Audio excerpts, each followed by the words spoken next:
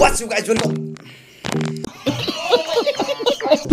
welcome back my channel. It's me Bhuvan Shrestha. फेरि आइसकेको छु तपाईको माझमा लाज बचाएर गाइज। आज हामी फेरि नयाँ रियाक्सन भिडियो ल्याउन गइरहेको छु हजुरहरुको माझमा गाइज। आज चाहिँ हामीले महावीर पुन दाइको थग लाइफ मोमेन्ट हजुरहरुको माझमा रियाक्ट गरेर ल्याइसकेको छु गाइज।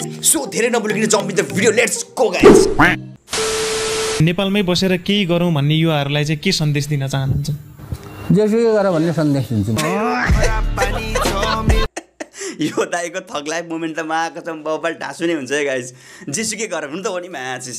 हामी नेपाली भेडो जनतालाई जति भने पनि लाग्दैन, के भन्नु त अरु। Let's go. हैन बस्नु मन लाग्छ भने बस्नुस्, मैले जबरजस्ती बस्नुस् भन्नु बस्ने कुरा त होइन। अब चाकमा पिलो आछ होला भोसडी के कहाँ बस्न मन लाग्छ त अनि। Let's go. यो क्षेत्रमा तपाईले के गर्दै हुनुहुन्छ त अब? अब के गरिन्छ भन्ने कुरा त अहिले भन्ने कुरा होइन क्या। ओ सायो म जस्तो म शिवजी अथवा म भगवान भइदिएको भएदेखि मैले चाहिँ हैन त्रिनेत्र लगाएर म यसो गर्छु भन्ने थिएँ। बबाल अब अपर्झर यहाँ आएर मन्त्री भइएको छ। अब यो त अपर्झर किताब बेच्दै गरेको मान्छेलाई यहाँ ल्याएर मन्त्री बनाइदिएपछि भाग्य भएपछि ढुङ्गा खोज्नै पर्दैन अरे नि, त्यस्तै हो। मन्त्री मान्छे अब सम्माननीय ज्यूहरुसँग फोटो सेसनमा सहभागी हुनको लागि नवनियुक्त माननीय मन्त्रीज्यूहरुलाई हार्दिक अनुरोध गर्दछु। अपर्झर अब अहिले नै यो गर्छु भन्ने कुरा चाहिँ नसोध्नुहोस् तपाईहरुले। पहिलो काम चाहिँ मन्त्रालयमा गएर अब के छ त्यो कुरा बुझ्ने हो। त्यो कुरा मलाई कसैले पनि गिफ्ट नदेऊ भन्छु, गिफ्ट दिन्छ, दियो भने मैले बेचिदिन्छु, त्यही हो। खास कुरा के हो भने म र गल्लीको कुकुरमा फरक छैन। किन? सिरबु 4 खुट्टे भयो, म चाहिँ 2 खुट्टे भयो। बब्बाल मन्त्री बनेको यो हो नि त। आजको कार्यक्रम के छ तपाईहरु? आजको कार्यक्रम धरना बस्ने छ। यहाँ कोही यस्तो कार्यक्रम हुँदैन। जसलाई जे बोल्नु मन लाग्छ बोल्ने, बाटोमा बस्ने, भात खाने, अब मोमोसम्म के ल्याएर खाजा खाने हैन, मजासँग धरना बस्ने तरिका। आविष्कार अनुसन्धानको लागि नारा लगाउने हैन, अनि जतिसम्म बस्न मन लाग्छ बस्ने, अनि चाहिँ अघि लाग्यो भने जाने। हजुरले चाहिँ सेवा सुविधाहरू छोडिरहनु भएको छ, हजुरको के छ त्यस्तो मन्त्रीहरू बन्दै गर्दाखेरि? अब सेवा सुविधा मलाई केही पनि चाहिन्न। म चाहिँ अब मन्त्रालयमै बस्ने हो, त्यही ओछ्यान लाउने हो, त्यही सुत्ने हो। ओ मा बब्बाल हो के महावीर पुन भनेको मान्छे। जनताले निशुल्क शिक्षा पाउँछन् त अब मन्त्री हुँदाखेरि? अरे म मन्त्री हुँदैमा निशुल्क शिक्षा कसरी दिने? म भगवान हो र भनेको। ओ भगवान क्या करे। सबैभन्दा भ्रष्ट नेता कि सचिवहरू हो? सचिवै हो। सचिवहरू र नेता दुईटै हो। तर नेतालाई भ्रष्टाचार गर्ने उपाय बताइदिने बब्बाल हो। यो त बात सही है भैया। तिमीहरूलाई कोरिया नजाऊ, यही वर्ष होइन फेरि यहाँ रेमिटेन्स चाहियो नि त फेरि देशमा आएको बरु जाऊ। किनभने किन जाऊ भन्छु भने नेपालमा अहिले बसेर जागिरै पाउँदैन अनि के गर्ने। ओ भाइ मुझे मारो। आउ देश बचाऊ भनेका छन् त जनताले। जनताले भन्यो होला, जनताको बोल्ने अधिकारको कुरा हो। जनताले हामीले बोल्यो भनेर जनतालाई गाली गर्ने कुरा होइन। अब राजा नआएको पनि त होइन, राजा त थियो त 240 वर्ष 50 वर्ष थियो र नेपालमा राजा। अनि त्यति बेला के गर्यो त? म वैज्ञानिक होइन, म विद्वान पनि होइन। यदि म मूर्ख नभएको भए म अहिलेसम्म केही गर्न सक्ने थिएन। म त 2-3 वर्षसम्म गएर हेरौँ के हुन्छ भनेर आएको मान्छे त 28 वर्षसम्म यहीँ भयो, बिजी भयो क्या। अमेरिका किन फर्केन भन्दाखेरि यहीँ बिजी भइयो। महानगरले त गर्छ होला नि त, अहिले त गर्दैन। यो महानगरले पनि गर्दैन। गर्छु भनेर नयाँ युवा पुस्ता आएको मैले साउन महिनामा भेटेको हो। हामी गर्छौँ भनेको हो र केही खाकाहरू तयार गरेको हो। उहाँले त केही गर्नुहुन्छ होला नि त, अहिले त जनताले पनि हुन्छ होला भनेर भएन के, गर्नु पर्यो। सही हो। उहाँले आज जित्नु भएको छ, उहाँलाई जितेर गर्दैन नि। जित्नु त धेरैले जित्यो अहिलेसम्म चुनावमा। गर्छु भनेर जिते। बात त सही है। ओ मा बाबा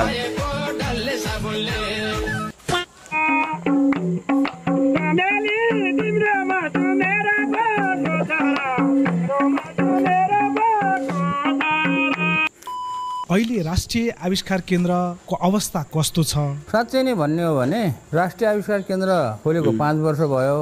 एउटा मान्छेको बच्चा जन्मेर 5 वर्षमा कत्रो हुन्छ त्यसरी 5 वर्षसम्म मैले भनिरहेको छु यो मेरो आविष्कार केन्द्र होइन। यदि मेरो आविष्कार केन्द्र हो भने मैले महावीर आविष्कार केन्द्र भनेर नाम राख्थेँ। ल्यापटपले ठ्याक्क अनुहार थिक्दो रहेछ कि खत्तम बाई बाई। अहिले चाहिँ अनि परिवारमा को हुनुहुन्छ तपाईँहरू?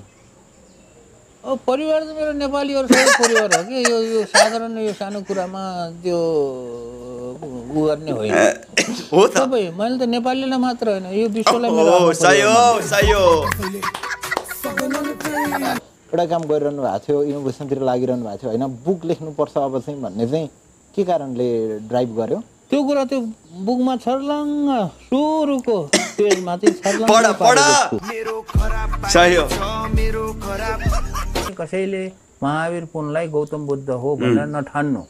तिमीहरू अहिले पो फेसबुकमा छ र त्यहाँ कहाँ छ के छ मैले भेटेर कुरा गरे ठोक्न पाइँदैन। मेरो अगाडि मलाई यो भनिस् भने म ठोकिदिन्छु। बुढो कडा छ है त गाइस। किनभने त्यत्तिकै मान्छेलाई सर अहिले जमाना नि मलाई चाहिँ आलोचना गर्न कुर्छु भन्ने पाइन्छ त भने होइन पाइन्छ कुट्ने हो। अब कुटेपछि अब के पर्छ त्यो होला। महावीर पुन वैज्ञानिक हो भन्ने कुरामा भ्रम भयो। मैले कहिले भनेको छु म वैज्ञानिक हुँ भनेर? ए भगवान त्यो गर्नुपर्छ भन्ने कसैको दिमागमा छैन। 1% नेपालीको दिमागमा होला, बाँकी 99% नेपालीले दुःख नमाने हुन्छ, रिस उठ्छ भन्ने टाउको ठोके हुन्छ। ए भगवान शब्द बोल्न चाहनुहुन्छ? बोल्न के चाहन्छु भने किताब किनिदिनुहोस् भन्न तँलाई पठाउन दिएको उसले चाहिँ परबिनलाई दिएछ। सुन यहाँ थाहा भइहाल्यो नि यसलाई मैले ल त पठाइदिएँ भनेर दिएको यसले परबिनलाई दिएछ होइन नसकेर न ठगेर अनि परबिनले फेरि कालीलाई दिएछ।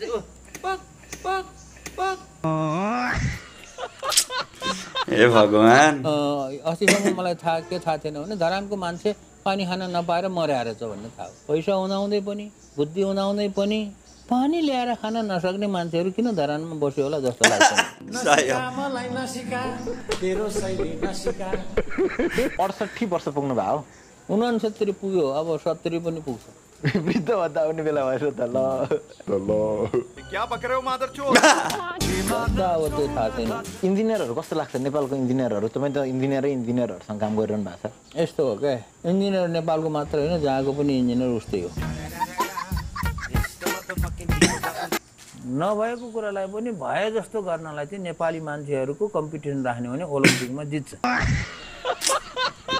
भनेपछि 4 वर्षमा तपाईँले मास्टर सक्नुभयो कि अन्डर ग्रेजुएसन? होइन, अन्डर ग्रेजुएट र प्लस केही ग्रेजुएट कोर्सहरू पनि क्लासहरू पनि लिएर म फर्केको हो र नेपाल चाहिँ फर्केर म चाहिँ घुम्न फर्केको हो। नेपालमा आएर केही अब 4 वर्षसम्म त पढियो, नेपालमा गएर केही गर्ने भनेर आएको चाहिँ होइन, घुम्न भनेर आएको हो। तर त्यसपछि घुमे भयो, अहिलेसम्म घुमिरहेको। ए भगवान बेला बेला यसो किन्न जानुहुन्छ? लुगा नकिनेको त अहिले 32 वर्ष भयो।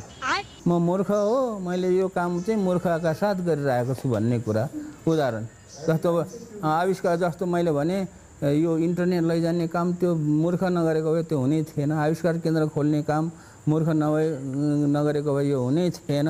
अहिले वीरगञ्जको चिनी कारखाना कृषि औजार कारखाना जसलाई 1 रुपियाँ सरकारले दिएको छैन त्यसलाई मूर्खै नगरेको भए त्यो चल्ने पनि थिएन। मैले मेरो मेडल बेच्छु भनेर मेडलको लागि धेरै प्रयास गरेँ, मेडलहरू अन्तर्राष्ट्रिय मेडल, राष्ट्रिय मेडल, अनि सहयोग गर्ने बेलामा चाहिँ थाहा नपाए जस्तो गर्छ अनि मैले चाहिँ मेडल बेच्छु भनेर यो सोसियल मिडियामा राखेपछि गृह मन्त्रालयले थाहा पाएछ। सम्मानित हुँदाखेरिको क्षण कसरी हजुरले त्यसलाई चाहिँ कसरी लिनुहुन्छ हैन? यस्तो हो के कस्तो हो दाजु? पहिलो कुरा त कुनै चिज आफूले खोजेको कुरो पायो भने आफूलाई चाहिँ रमाइलो लाग्ने खुसी लाग्ने हो क्या। यो कुनै पनि मेडल मैले खोजेकै मेडल होइन, नखोजेको चिज आयो नि, आएकोलाई फाल्नु भएन। सही हो यार। त्यो मेडलले दुःख पाएको छ। दुःख कसरी पाएको छ भन्दाखेरि त्यसलाई चाहिँ कहिले यो कुनामा बस्छ कहिले त्यो कुनामा बस्छ। म अब कहाँ मेडल बोकेर कहाँ हिँडिरहनु। आविष्कार केन्द्रमा के भइरहेछ हजुरले हल्का ब्रिफिङ गरिदिनुहुन्छ कि भने? होइन, आविष्कार केन्द्रमा भएको कुराहरू त्यसै एक राउन्ड आफैले घुमेर हजुर हेर्दै जानु, त्यो कुराहरू रेकर्ड गर्नु। ए भगवान, यही व्यवस्था छ। बस्ने कोहीको केही छैन। अब सुकुम्बासी छ भने यहाँ बस्न पाइन्छ। के मिल्यो अरे? इन्डेप्थ स्टोरी भने छ। अब इन्डेप्थ स्टोरी भन्ने जुन मिडिया छ, तपाईँहरूलाई मनपर्छ भने सब्सक्राइब गर्नु। तपाईँलाई मन परेको परेन? अनि मलाई चाहिँ मिडियासँग त्यति वास्ता केही वास्ता राख्दैन। राष्ट्रिय आविष्कार केन्द्रमा झिङ्गा पनि पाल्नु भएको छ। मलाई रमाइलो लागेर सोधेको। झिङ्गा पालेछ अरे अनि कतिले उडाउने मान्छेले राष्ट्रिय झिङ्गाको आविष्कार गरेछ भने होइन, अथवा झिङ्गा कुरेर बसेको छ भन्ने नि हुन्छ, हाम्रो भाषा हुन्छ। झिङ्गा पालेर बसेको छ उहाँ आविष्कार कत्रो आविष्कार गर्ला भन्दाखेरि त झिङ्गाको पो आविष्कार गर्छ। कस्तो किसिमको झिङ्गा हो, त्यो झिङ्गाले के गर्छ भन्ने कुरा पहिला बुझेर कमेन्ट गर्नेले बुझेर गर्नु पर्यो नि। विरोधी जापानी छन् साला। आश गरेर हुँदैन, नेपालीहरू धेरै आश गर्छ क्या। आफूले चाहिँ काम गर्दैन, आफूले काम गर्दैन, आश मात्र धेरै गर्छन्। सही हो। जेसुकै गरौँ भन्ने सन्देश दिन चाहन्छु भने भन्नुभएको थियो। जेसुकै गरौँ भनेर सुतिरह भनेको होइन क्या। त्यो जेनजी पुस्तालाई चाहिँ तपाईले ए भगवान, म पनि जेनजी पुस्ता नै हो भन्दा 2 वर्ष बढी हो।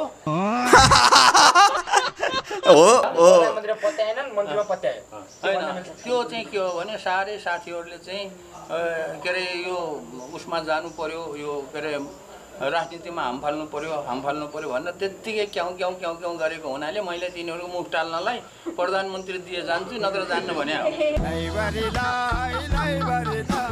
मलाई क्वार्टर चाहिन्न। सचिवज्यूलाई म अहिले नै के निर्देशन दिन चाहन्छु भने यहाँ एउटा कोठा बनाउनुहोस्, त्यहाँ चाहिँ एउटा बेड भए पुग्छ है, एउटा टेबल एउटा कुर्सी, मन्त्रालयमा बस्ने। आप कहाँ के ज्ञानी बाबा? एउटा पुलिसको एउटा आर्मीको 2 जना रहेछ। भाइहरूलाई मैले भनेछु रिपोर्ट गर्नु, माथि आफ्नो कमान्डरहरूलाई रिपोर्ट गर्नु कि यो मन्त्रालयमा छँदै यहीँ बसौँ होइन, म यहाँबाट बाहिर निस्केपछि मेरो पछि आउनु पर्दैन भने। सादा जीवन उच्च विचार। हाँस्दा मुटु दुख्यो, किडनी दुख्यो, घाँटी दुख्यो, सबै चिज दुख्यो होइन, शरीरमा भएको चिज अङ्गहरू। सो फाइनल भिडियो सकिसकेछ गाइज एन्ड हजुरहरूलाई मन परेर एकदम ठुलो आशा राखेको छु गाइज। एन्ड थाहै छ महावीर फोनको थगलाप त बवाल हुन्छ होइन, एन्ड यो पनि एकदम बवालै थियो भनौँ न। अब हजुरहरूलाई कस्तो लाग्यो कमेन्ट गर्न नबिर्सिनु होला। एन्ड जो जसलाई मनपर्छ कृपया like comment subscribe and share गर्न नबिर्सिनु होला। Life is beautiful. जय नेपाल, पिस।